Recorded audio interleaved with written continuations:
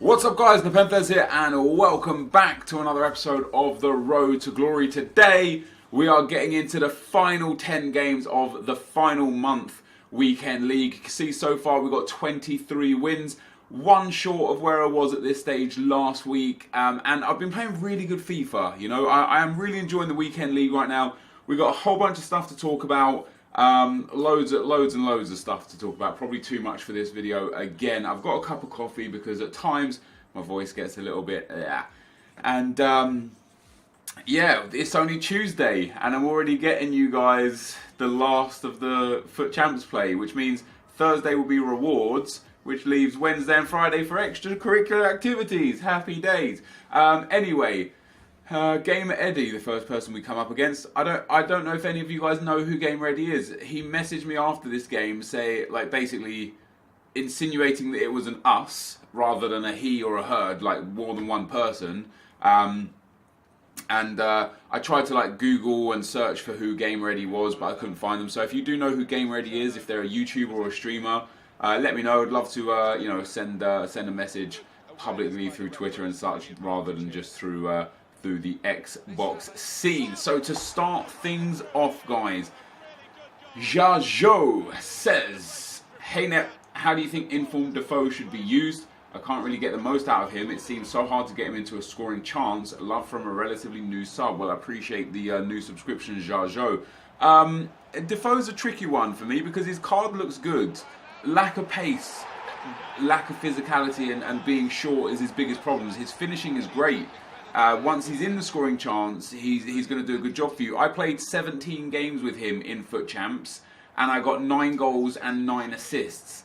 As a striker, that's not good enough. You know, it just isn't, unfortunately. So for me, the way I was doing it, I was just using him as a striker in a lone formation. I wasn't really creating much with him like you, so I started putting Sterling or Walcott or Son back into the team, and basically changed it up. And off the back of that, I probably won't really ever use Defoe again, just because he doesn't seem to fit the meta of what FIFA requires out of a striker.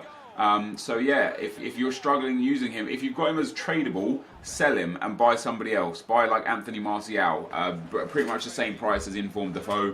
He has 4-star skill moves, he's a lot bigger, and even on 7 chem at striker, I think you'll have a lot more fun with him than with the Informed Defoe. Owen Ryan says, "Nep, I think EA are not giving out great rewards for the daily knockout tournaments because other years they would give out 35k and 50k packs for winning the tournaments." Now, initially I read this and kind of browsed over it, but then I saw how many thumbs up it had, and I was like, whoa, a lot of people are actually interested in this response here. So last year they did give out a lot of 35k and 50k packs, but not until way later in the year. And in fact, it was actually FIFA 15 that they gave out the more rewards. FIFA 16, they was pretty stingy with the packs. They were pretty good with the players that you could win, but they were pretty stingy with the packs. This year, I think the rewards are great. There are sometimes you can win 7.5k packs, 15k packs. There was a 25k pack, but in terms of not being able to win them, they give these same rewards out just in squad builder challenges. It requires no skill to do it, just time, patience, and money. And I think they are giving out great rewards. When you compare FUT Champs and what they're offering there, and the fact that they've half revamped the FUT Draft rewards to being a little bit better, I definitely think the rewards this year are better. Now, as you can see there, we lost on penalties in what was a very even game. I was quite upset that I threw away a 3-1 lead, and that was a bad start to the game. We now find ourselves 22 and 23 and 8. Last weekend, I only got 8 losses the whole weekend, and now here we are with 8 losses and just 23 wins. So 9 games to go. The most we can get to is 32 wins, and I actually did alright from it. But yeah, so that's kind of my opinion on that comment. Noah Phobista says, "Hi Nep, do you think there will be an SBC for most or every league?" I think for every league that they have a license for. It was mentioned on Twitter the other day, actually, like people were like, "Oh, where's the Buffon 600 card?" Well, actually, EA don't have licensing for Serie A. That's why it's called Calcio A. And so I don't think we're going to see that Buffon, just because they're not allowed to do him. So with that in mind, guys, I don't think we'll be seeing any special SBC cards from the Calcio A. I hope I'm wrong. You know, I hope we do get them, but I don't know if I am or not. I'm not entirely sure. And Jake Klein says, "Please read." And he shouts it really loud, and there's no need. Nep, for example, one to watch Mane is a right midfield or right wing, but if he gets an informed striker, will my one to watch become a striker or stay a right mid or a right wing? He will stay a right mid or a right wing, dude. EA confirmed that, and you can see it with Mbolo. Mbolo has a striker card for an inform, but his one to watch is still the right wing or right forward version with the same stats as a striker card, basically. So yeah, that is where you are getting to. Next is from Cornelius Collins. Fantastic name, Cornelius. If you start a game with full chemistry and bring on players in their position, does chemistry still apply, or does the new player and others around him still stay on full chem? So the players that go into the game are locked for chemistry no matter what you do. So if you play, you know, your right back to start with, and then he's in 10 chem, and then you pause the game at 2 minutes in and you put him up front, he's still on 10 chem. They get locked. So, but the substitutes are at a base of your individual chemistry plus team chemistry. So assuming you have 100 team chemistry, your substitutes will go in. By the way, we got Elite 1 for the month off of the back of that game. 112 wins now, happy days. When you add a sub, assuming you're on 100 chemistry, he will go in with 6.4 chemistry. So if you want to look at things like foothead or footbin, that's basically 6 chem for the sake of argument.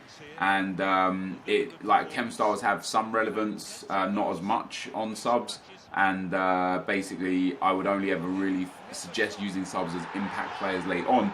Like what a lot of the pros do, and what you see a lot from the players I play against in these videos.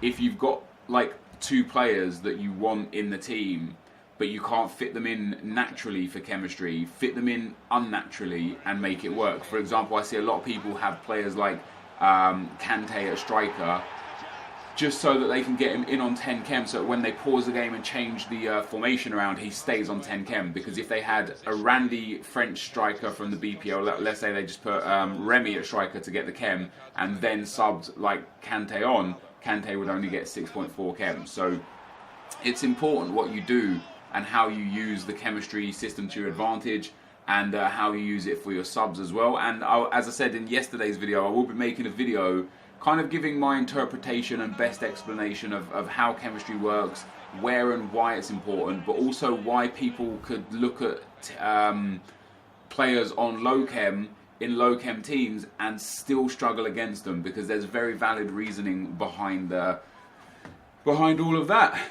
I guess. Jesse Battistella, great name.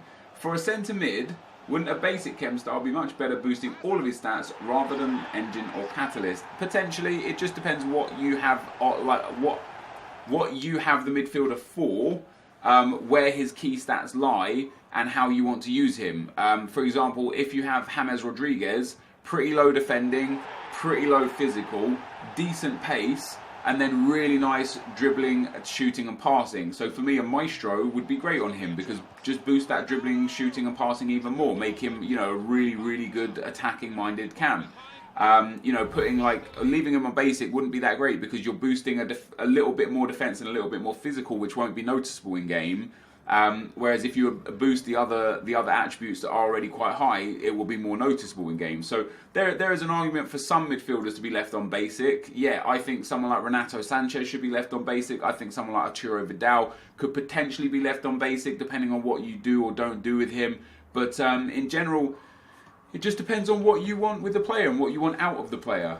You know, I personally put the chem styles on that I feel best suit the player's strengths. What I like to do personally for me is boost the strengths of the player rather than bring up the weaknesses and make them a well-rounded player, you know. So like with Rooney, I have Maestro on him, boost that shooting, boost that passing, boost that dribbling. He's got good physical anyway, his defending's pretty garb, his pace is average, so why not boost the stats that matter for that player. Now, I lost the first game of this episode on penalties after being 3-1 up, and I was disappointed with that, because that could have been the difference between Elite 3 and Elite 2, or Elite 2 and Elite 1. I played against this guy, and to his credit, his 2 goals were really, really nice with Shaqiri. This one specifically just absolutely sold me there with the skill move. Took the shot. Keeper should be doing better there. I slid past the ball with Smalling. Butland should potentially be saving that. But in general, I got quite unlucky to concede 2 goals to this guy, because he wasn't good. After he went 2-0 up that early on, he hit part of the bus, and I've shown a few clips here as well. He hit part of the bus, and he just wasn't interested in playing the game at that point. And I haven't experienced this genuinely since pretty much week 1 and week 2 of Foot Champs. I think week 1 and week 2 people were so scared to lose that they just went on part of the bus constantly. But after that, you know, you very quickly learn that if you do sit on part of the bus, more often than not, you're going to get beat. You're going to, you know, scrape out the odd win here or there. But, you know, you just invite so much pressure. And I eventually pulled 1 goal back. I made some changes to the team. I went to a 3-4-2-1. I went ultra attacking. I tried to be positive. And as I said to you guys before, like, one of the reasons, in my opinion, why I'm becoming a better player is because I'm trying to not let the emotions get to me and trying to do what's logical to get back into the game. I'm trying not to see it as my opponent doing this or doing that. I'm trying to see it as me, okay, what do I have to do to get back into this game? So I made positive changes, positive substitutions. But I was just getting unlucky. Theo Walcott there with a chance before that went out for a corner. Quaresma gets his shot blocked, and I just could not get the ball in the back of the net for love and the money. And it was genuinely frustrating because I was the better player here. I was by far the better player as well. And you'll see my opponent actually had my Jack Butler made no saves. My opponent had far more possession because he was just holding the ball like where he could, passing it around. But he scored 2 goals from his 3 shots, and my shots are from really good areas, a couple of long shots, and I just couldn't get it in the back of the net. So that's the second loss already this episode, where I should have come away with 2 wins out of those 2 games. The first opponent that we lost to was actually a good player, but I was 3-1 up and I threw away a lead and then lost on penalties. And that was actually the 3rd time during our 40-game spell that we did lose on penalties, so that was quite disappointing. But that guy, he just wasn't good, and he didn't deserve the win. So that's 2 games that could potentially have gone in our favour. And in fact, up to this point, we're at like game 34 or 35 by now. Up to this point, there's only one player this weekend league that I thought, wow, he was that much better than me, and he was way back in episode 1 or episode 2, and he dicked us like 4-0, and he deserved the win. Every other loss, and I know I say it a lot, every other loss, you know, I'm losing games I don't deserve to lose, and it's not necessarily because I don't deserve to lose them. You know, I'm coming up against good opponents. It's not fair on my opponents to say they don't deserve to win, but what I'm finding a lot is, especially the first 20 games that we played in this weekend league, I was losing a lot of games through my own like just stupid errors. You know, losing games because I misplaced a silly pass, or I tried to be too aggressive, or you know, I don't know. I took I tried to score a long shot instead of scoring like an obvious low risk shot. That's kind of why I was like picking up a few losses. But what's really impressed me from me over this weekend league is I'm losing. I lost 8 games last weekend, and I've lost already now 9 games this weekend. But of the 9 games that I've lost this weekend, 3 of them are on penalties, so could have been 3 extra wins there. That could take us just down to 6 losses for this weekend, which if we then won every other game would be 34 wins. But of the other 6 losses that we would have had, at least 3 of them were me throwing away games because of just stupid play. And so it says to me, if everything clicks, if all the stars align for me, one weekend league, I don't see why we can't go 34, 35 or 36 wins. I think it's possible. I never would have thought it would have been possible in a road to glory at the start of FIFA. I actually never thought I'd get into Elite. I thought Gold 1 would kind of be like the thing I was going for. I thought Gold 2 would be a standard for us. I never thought we'd have this kind of team available to us, especially not this early on. And I'm happy, and you see some of the teams that I beat are just super teams with super players. So the fact that I'm able already to compete with super teams is very good for me, in my opinion. But yeah, I'll talk about it a bit more at the end once you've seen all the gameplay and we know exactly where we land. But Steely Boy says, "Hey Nep," and he's shouting. I don't know why he's shouting. He says, "Hey Nep, do you think when Team of the Season comes out that a one to watch will upgrade with them? Thanks Nep, love your vids." And what was interesting about this comment wasn't actually the comment itself, because it is a very simple answer. The answer is no. But it was the responses to the comment where people saying yes, EA tweeted out that they do and this and that, and like they just never did. It was confirmed from Rob Hodson. I couldn't find the tweet. I had a brief look to try and find it, but Rob Hodson confirmed that the one to watch cards will only be from Team of the Week performances. I don't know if that also means things like the Team of the Group stage from the Champions League. But if they get a Man of the Match card, or if they get an International Man of the Match card, or if they get a Squad Builder Challenge card, or a Team of the Year, or a Team of the Season, they do not count towards the one to watch cards. So bear that in mind when you're picking up the players. Ethan Columbell says, why is David Luiz 200k plus, but Socrates has a much better defense stat and he's 60k? So one of the main reasons why is because, first of all, David Luiz comes from a popular nation, whereas Socrates doesn't. Secondly, David Luiz is one of the best centre-backs in that popular nation, making him just basically a player that's in demand. Thirdly, he comes from a more popular league than Socrates. And lastly, he comes from a league that lacks in high-quality centre-backs, which the Bundesliga doesn't. So there are many factors as to why. And one of the things I find when looking at Socrates is you are forced to use certain players that you might not want to use, or use a full Bundesliga team, rather than being able to make a hybrid out of it. Because if you wanted to make a hybrid, you would have to use like Schmelzer and Castro, and they're just like not players, or Goetze, they're just not players that are decent in this meta of FIFA. They're not players that people want to use. Whereas if you have someone like Boateng, you've got Alaba, you've got Vidal, you've got Renato Sanchez, you've got Thomas Muller, you've got far more options to put him into a hybrid team of quality players that you don't have with Socrates. So while Socrates' card does look utterly ridiculous, he actually is probably far less desirable just because of his nation, his league, and his club. And that's ultimately what dictates the value. Oliver Il Scala, fantastic name, says, Nep, what the fuck? I lost 50 to 100k by listening to you. PS, love the series. Every time I mentioned market information, I always said in my opinion, and I could be wrong.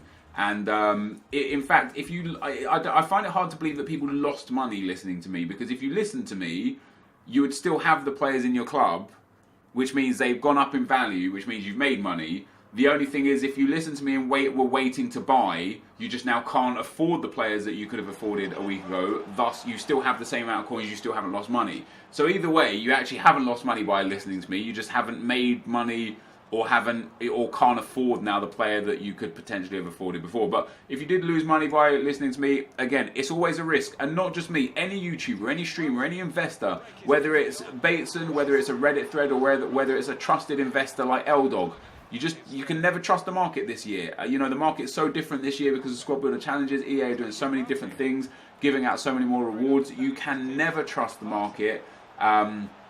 And off the back of that, you can never really wholly trust YouTubers, streamers, Reddit posts, forum posts, Twitter accounts. You just can't trust them this year.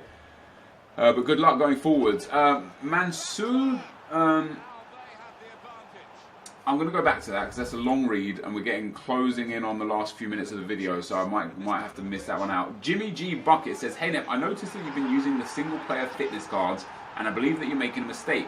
I myself do the bronze pack method and get lots of fitness cards, and I decided to use the squad fitness cards. If you do the math, you're wasting 1,000 coins every time you apply fitness cards the way you have been, because 10 single fitness cards cover your whole team, minus a goalkeeper will cost 2,000 coins, but the bronze fitness cards cost 800 to 900 coins for your whole squad. Later in the year, the single fitness cards will sell. Just thought I'd mention this. This is my 4th or 5th time commenting this. I do see your point, but what I get from selling the squad fitness cards is immediate gratification of coins. I immediately get those coins back into my bank account and can use them for buying players or buying more bronze packs. With the individual fitness cards, they are an investment for the future, where they might not sell for another month, 2 months, 3 months, or even 4 months. So I have looked at this, I have considered this. Ultimately, for me, using the individual, they don't cost me anything. So you say you said literally your words were using 10 fitness cards to cover your whole team minus a goalkeeper will cost 2,000 coins. It doesn't cost me 2,000 coins. It just means that I won't be able to sell those on for 1,500 to 2,000 coins. If they sold for 150 instead of 200, that would be the case. Now, we made it to Elite 3, guys, which was great, and we still had 2 games. I wasn't initially going to play them, but I thought, you know what, let's get into them and see what we can do in our final 2 games. I wanted to complete the whole complement of 160 games so I compare week on week and month on month exactly where I finished. But yeah, ultimately, I know where you're coming from regarding the fitness stuff, but I think that this is the most efficient way to do it. It might not be the most, when you put it the way you put it, it might not look like the most efficient way, but because of how items sell right now and the coins in the bank is worth more than coins in the future, I personally believe this is the best way to do it. Sam Hunt says, hi Nep, do you think SBCs are ruining the market? Before this, the market would be consistent, but now it's just effed up. Do you think EA realise this has happened? Hopefully you see this. I don't think they're ruining the market at all, dude. I think they're keeping the game fresh, interesting. I think they're giving value to players that would never previously have had value. You know, bronze players now and silver players hold high value that they never would have done before. Even gold players, like, you know, Ricky Lambert yesterday was selling for 8,000 coins. When can you ever open a pack and think, oh my god, Ricky Lambert, that's amazing, I can sell him on? Because last year you couldn't. I think what EA are doing with the SBCs is that they are giving great people great opportunities to play, enjoy and have fun with FIFA, and they are keeping the market very fresh, and they're not allowing people who manipulate the market to be able to do so freely. You know, in previous years, a group of people, investors, people with high, you know, a lot of coins, would just buy and sell high-end players as they saw fit. They can't really do that now because you never know when that player is going to be relevant or irrelevant in the marketplace. So, no, I don't think that they're ruining the market. I think they're really helping players and keeping packs fresh. Like, you know, there was a point in last year's FIFA by the end of the year where there were only like 36 players that had a higher value than the actual pack itself, which is crazy. You know, 36 players, 36 gold standard players that have a value of more than 7,500 coins. That's insane. This year, you will find time and time again that there are hundreds of players with a higher value because they're relevant for SBCs. We end up winning our 30th game as well there, guys. So we've got to 30 wins from 39 games. I actually think I went on like a 9-1 or 8-1 final 9 games after losing that first game of the episode. Gabrielle Chu says, hello Mr. NepentheZ, I've recently been using the 4-3-2-1 with Douglas Costa and Mustache Han and Bellarabi. This setup has been working really well for me. I have around 200k but I have nothing to change in my team. What should I do? Just pile up the coins? Yeah, pile up, invest. Like, wait until there is a player that you're happy with. Like, right now on my account, I've got, like, as you can see, 713,000 coins in the top left-hand corner. Player prices have gone up a little bit, but still, like, I don't, like, for me, for investing, like, people say, oh, you should buy this player, you should buy that player, you know, you could go and get Yaya Toure or inform this player, inform Kyle Walker instead of Bellerin. For me, whilst I would like those players, it has to be a good balance between the value of the upgrade for the actual value of the player. So, like, Hector Bellerin is like 10,000 or 12,000 coins. Kyle Walker is like 16,000 or 17,000 coins. And then Inform Kyle Walker is 200,000 coins. I have to pay 20 times the value of Bellerin or 10 times the value of Walker for an upgraded Walker that won't play 10 times better than regular Walker or 20 times better than Hector Bellerin. In that sense, I don't want to buy that Kyle Walker. It's the same as like the Yaya Toure right now. He's 350k. There is no justification in spending 350k on him when Wayne Rooney at 15,000 coins does just a good job. For me, the upgrade has to be important and it has to be relevant. It has to be a true upgrade. And at this stage in FIFA, I think the high-end upgrades are just too expensive to actually be value for money. And I know I could sell them on at a future date. I might make coins profit. I might make a small loss and some tax loss. But in general, I want to make sure I'm buying the right players. And so in the meantime, I'm happy to just have these coins sat there and be doing nothing with them.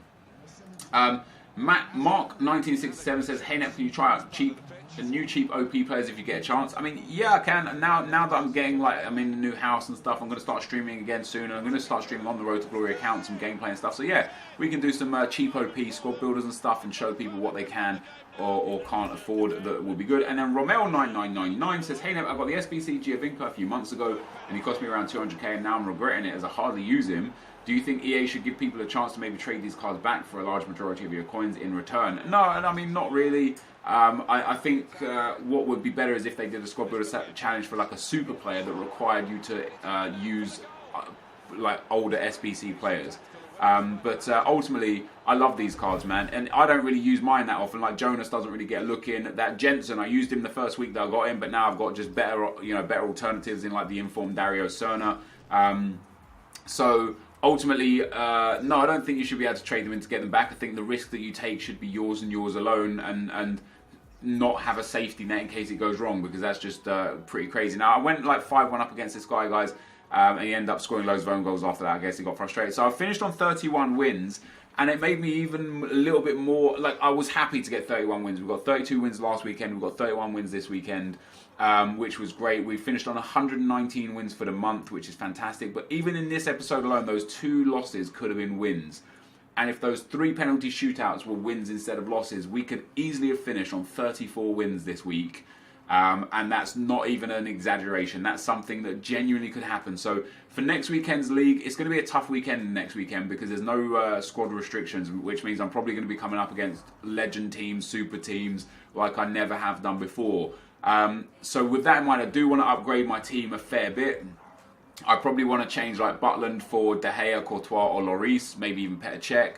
I want to get like a quality striker. I don't know who it's going to be. A lot of people said they didn't like Aguero, but I might just take the risk on Aguero, man. I want like a high-end striker. I might change part of the team and bring in like Boateng, Vidal, and Alaba, or Ramos, James Rodriguez, and inform Marcelo. I might go and get the Yaya Toure instead of the Wayne Rooney. I'm not entirely sure yet, but I want to play around with it, and I will play around with it on stream and figure out the best team for me. And then I also need to figure out what I'm going to do with the stream highlights. Do I upload the stream highlights to YouTube, or just let you guys know I'm streaming if you want to watch it, and then in videos be like, if you want to watch it, here's the VOD of the stream. I don't know how I'm going to like manage that, but we'll manage it one way or another. But this, guys, is going to be the end of the video. If you did enjoy it, be sure to leave a like, rating, comment, and subscribe to my channel if you haven't already. But for now, guys, I'm out. Peace.